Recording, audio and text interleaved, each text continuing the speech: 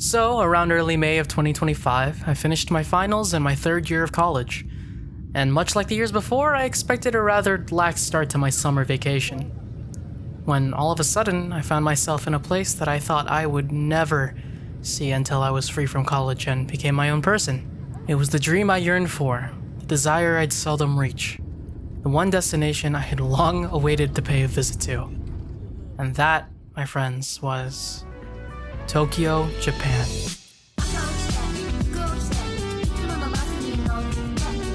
But that's not what we're going to be talking about here. That's probably for another video. Oh no. We're going to be talking about the weeb shit. That's right, folks. Another figure haul. Another exciting week into my poor financial decision making during my stay in Tokyo. Cause I'd rather do this than stream at all.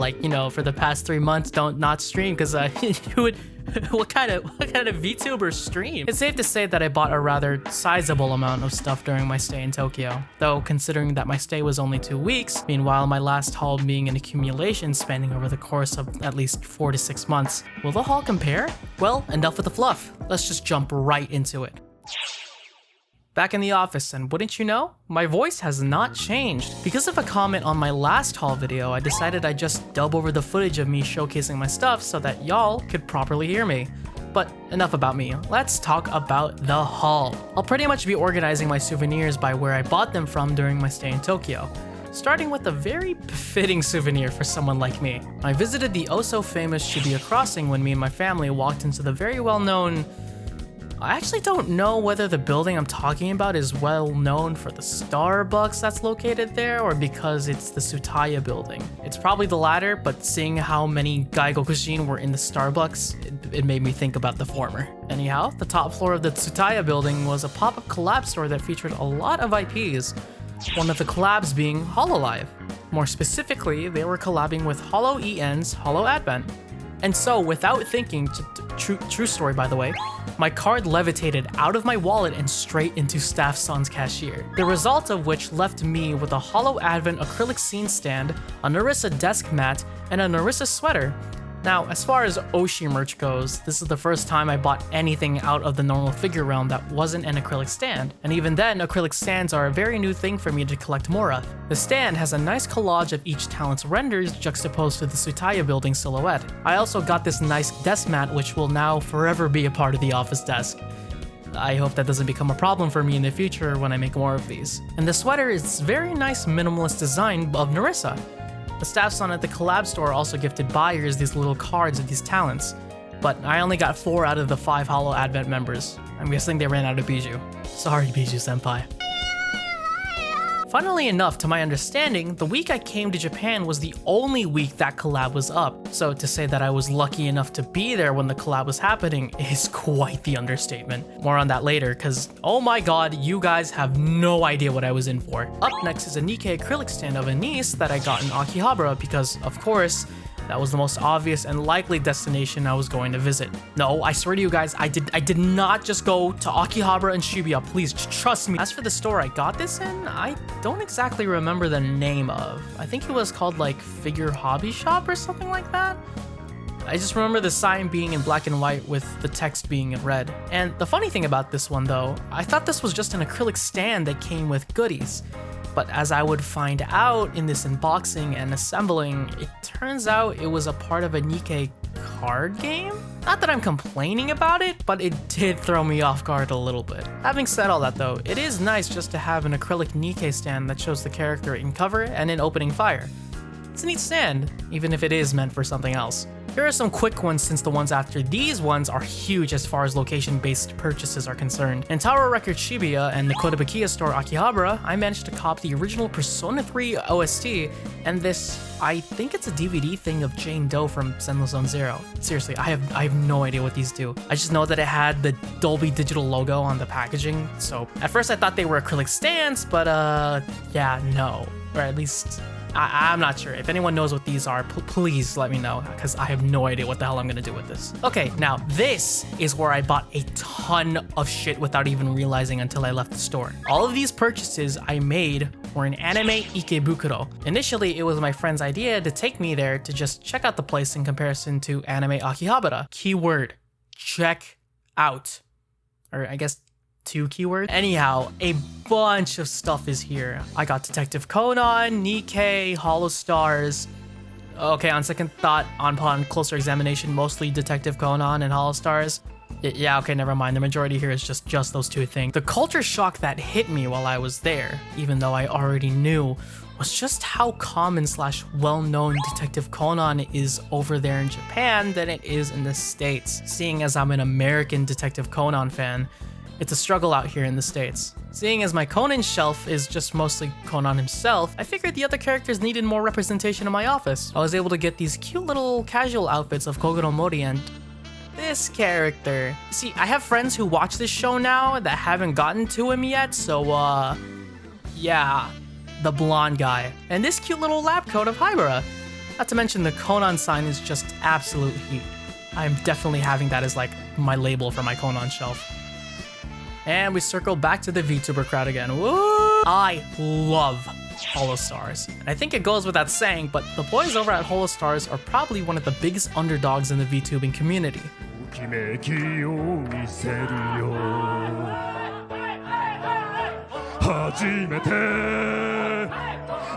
I love these guys. And so you can imagine my shock and absolute cope for my wallet when I saw these, a Hollow Stars first CD album and their first act on Blu-ray. Seeing as we live in the world of Hollow Live, never have I felt such bliss than seeing Hollow Stars on store shelves, which was soon followed by fear for my wallet. Speaking of Hollow Stars, my winning son, my 𝙍𝙐𝙇𝙀𝙎 winning son, 𝙬𝙪𝙚𝙀𝙀. If you couldn't tell, he and Nerissa are my Oshis, so to have his live outfit in some form or fashion in my hands is very nice to say the least. And this fit for him?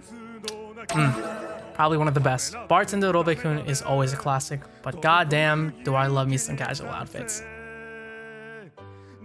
And of course, I couldn't have an Anise without a Rappy. What's been said about the Anise acrylic stand being a part of a card game, I could honestly apply the same here for Rappy. Which, by the way, by the time this video comes out, a certain Rappy figure would already have been released. I pre-ordered said figure, but chose the 1 to 4 month shipping option because I was cheaping out, which I am now starting to regret, seeing as I already got a summer release Nikkei figure. Yeah, up next is arguably coming from my favorite purchasing experience, since it was one of the most unexpected but most pleasant surprises I had the pleasure of experiencing. And that is because the following purchases were made at the Tokyo Skytree, which was collabing with Detective Conan. And oh my god. As one of America's biggest Detective Conan fans, I could not have been any more thrilled than I was going to the Skytree. So much so that when I went there twice, the first time was with my family at night, so it was during a busy night, and the second time with my friend during the day when it wasn't as busy. The reason for going again was because of what they had to show. An amazing, amazing representation of the Detective Conan universe and the characters that live in it. It gave brief introductions and backgrounds to each of the characters presented, the lore, and some key moments that surprisingly had been faithfully translated to English, not using or being affected by the case closed localization here in the States. I could go on for hours why this meant so much to me, but probably for another time. Anyhow, the Skytree gave these nice cute stamps of the characters when exploring around the main floors, which was nice, giving me incentive to look around, which they had already sold me at the fact that almost everything in there was Detective Conan themed, so. And at their cafe, they had Conan themed drinks. Being the basic person I know, I got the Conan parfait, which came with this cute little cutout and puzzle piece. Trust me, if I had the money and time, I would have bought every single drink just to get every puzzle piece. As for the actual goodies I got myself, I found a matching pencil sketch Ron Mori for my pencil sketch Shinichi Kudo. Seeing as I bought one or the other at different places, it felt right having the both to match. There was also this little diorama piece of Conan and Sherlock gear inside this London-themed room. I will always be a sucker for any of the characters wearing the Sherlock look like they do in a lot of the promotional art and endings in the show. And much like the Tsutaya Hollow Ian purchases, it came with complimentary cards. Social media themed clear cards of Conan, 𝙎𝙬𝙀𝙀, and blonde guy again. Love the fits that they're rocking here. This is the type of stuff I'd wear if I didn't spend my money on the things I'm showing you. As much as I love these cards, I genuinely have no idea how I'm supposed to keep these. Yeah, I'm going to keep them regardless, but how do I display them? Do I keep them in a binder or something? For anyone watching that collects cards and knows how to display/store these things, I'd love to know in the comments. Coming at you next is my one and only purchase at Tsurugaya, a 1/7 scale figure of Heiji Hattori and Kazuo Toyama. Also one of my biggest freaking steals in Japan. Including shipping, this figure would probably go about maybe $150 to $180, but because of the dollar to yen rate, in addition to some stores being tax-free for foreigners, I ended up getting this figure for like $100 even, and I'm so glad that I did. Truth be told, I have a lot of merch of just Conan, so to have this cute little addition of Hattori and Kazuo is a nice fresh breath air for me. Which, by the way, this figure or figures is awesome. Shows just how much of a parallel these guys are to their friends in Tokyo. For those who don't know, these guys live in Osaka. Nande anen type shit, you know? Okay, I understand that a good chunk of this haul was pretty much Detective Conan stuff, just majority of it, but you know what? Let's add a little bit of variety into it. And wouldn't you know it, we got some action figures. You know, in my last video, I mentioned my newfound fixation on action figures for their articulation. So you can imagine myself going monkey mode when I saw the pure amount of action figures that they had over there. And so these action figures came from the Big Camera store and Tamashii Nation's Akihabara store, respectively. Blonde Man, Makima, Shin Kamen Rider, and the Batman and Kid Goku. For one of these purchases, I broke a rule. Normally, I only buy figures if they're from IPs that I actively partake in or if there is no IP attached to the figure at all. And Shin Kamen Rider is neither of those things. Now, I knew of Kamen Rider beforehand thanks to a good amount of my friends being big tokusatsu fans and whatnot, but I was never personally interested. But something about this figure, this character, god damn, does it look cool as hell. By the time of this video, I haven't seen Shin Kamen Rider, but I hope to remedy that at some point because holy hell, this figure looks awesome and I need to fix the problem of me not watching it already. Also, Blonde Man, yeah, you already get it. I love Detective Conan. Next! The SH Figuarts Makima. I bought this for one reason, and one reason alone. If you know, you know. I'm getting sick of you.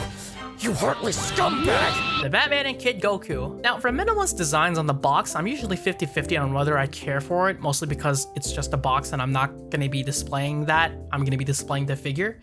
But seeing these two posed up with the black backdrop goes so much harder than it actually should. So much so that I ended up making Battinson and Kid Goku pose up like that out of the box. These figures were made for their articulation, yet here I am just making them aura farm. It doesn't help especially since Battinson and Kid Goku have like no relation to each other whatsoever. Another Detective Conan jump scare! Ah! This Ron here I got from the trader shop in Akihabara, and it's a nice little reference to her time in Tropical Land. Unfortunately, I wasn't able to get the matching Shinichi because you know, at this point I was already starting to run out of space, and I already bought myself extra storage at that point. So yeah. Sorry, Shinichi, another time. And of course, last but not least, it couldn't be an anime goods haul video without some tomfoolery going around. You'll see what I mean in just a moment. At Mandaraki Ikebukuro, I made a really good find at such a good price, considering the aftermarket of what I was about to buy. I was just leisurely looking around the store when by pure coincidence, I saw these two figures lined up side by side. Those figures being the SH Figuarts Tobey Maguire and Andrew Garfield Spider-Man. Holy shit. I could not believe my own eyes when I saw these two. They were just sitting next to each other. Not just that, they were a surplus. There was a surplus of these two figures in that store. And seeing as they were secondhand, of course I was a little bit skeptical, but then I remembered. Secondhand in Japan might as well be brand freaking new. And so I had it inspected before purchase, and my god, do I not regret it. These two look amazing. Remember how I said there couldn't be an anime goods haul without some tomfoolery going around? This is what I mean. For the last piece of my grail is this 1/7 scale pilot outfit of C2 from Code Geass. I mean, what else can I say? An amazing sculpt found at an even better price. The impulse control was crazy on this one as well, since Mandarake was also a tax-free store. But let it be known, those were not the only reasons I bought this figure. If you know, well, you know. This is where I start to get a little bit off topic and sound a bit more profound, but hear me out. While the sheer size of this haul may not be as comparable as the last one, the experience behind all of these items, where I made these purchases, I think overshadows almost every single thing in the last video. While everything in the previous video was made by an online purchase, everything here was bought in the genuine article. It was from my first real trip to Tokyo. Of course, I can't say it was my first real trip to Japan just yet. I still have the rest of the country to travel to, but still. No amount of videos or discussions or simulated environments could ever replicate the feeling, the surrealness, the joy that I experienced during my time there. You know, growing up as a weeb from when I was a kid going into my early 20s, I thought Tokyo would quickly be disenchanted or disillusioned for me. You know, trying to lower my expectations and all that. Because, yeah, admittedly speaking, it's because I'm a weeb that I wanted to go there in the first place. It's because of the amount of Japanese media I'd been exposed to as a kid. I've always had such a vague familiarity to their customs, their architecture, social norms, and overall, feeling more attuned to their day-to-day life. But Japan isn't all that, one might say. And for what it's worth, I know there's truth to that. But once I arrived there, this overwhelming sense of nostalgia, no amount of people or words or facts will ever deny me of that feeling I felt during my 2-week stay there. Taking the Yamanote and hearing that jingle, the constant shaking of your coin purse, seeing the many people passing by getting where they need to be, the midnight munchies you get walking into a konbini. It was a feeling of fitting right in. That profound sense of belonging I felt. That will forever stay true to me.